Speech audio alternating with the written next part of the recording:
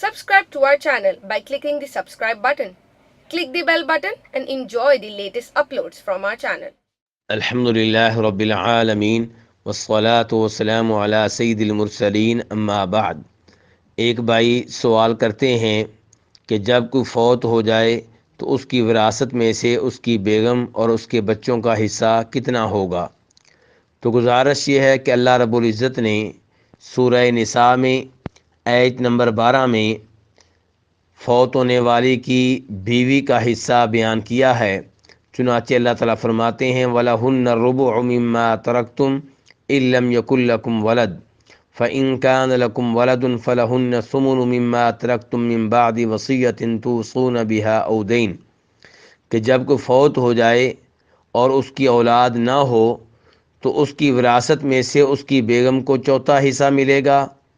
اور اگر فوت ہونے والے کی اولاد ہو تو اس کی بیگم کو اس کی وراثت میں سے 8واں حصہ ملے گا۔ جہاں تک تعلق ہے فوت ہونے والے کی اولاد کا تو ان کا حصہ اللہ رب العزت نے مقرر نہیں کیا۔ ایسے وارث جن کا حصہ اللہ نے باقاعدہ مقرر نہیں کیا ان کو عصبہ کہا جاتا ہے، جس کا مطلب یہ ہے کہ وہ لوگ جن کا حصہ مقرر ہے جب فارغ ہو جائیں گے تو باقی سارا مال ان کا ہوگا جو عصبہ ہیں۔ تو مثال کے طور پہ اگر کوئی فوت ہونے والا فوت ہوتا ہے اور اپنے وارثوں میں ایک بیگم کو اور بچوں کو چھوڑتا ہے تو بیگم کو 8واں حصہ ملے گا، اور اس کے بعد جو 7 حصے ہیں وہ اس کے بچوں میں تقسیم ہوں گے، اس ترتیب سے کہ لڑکے کو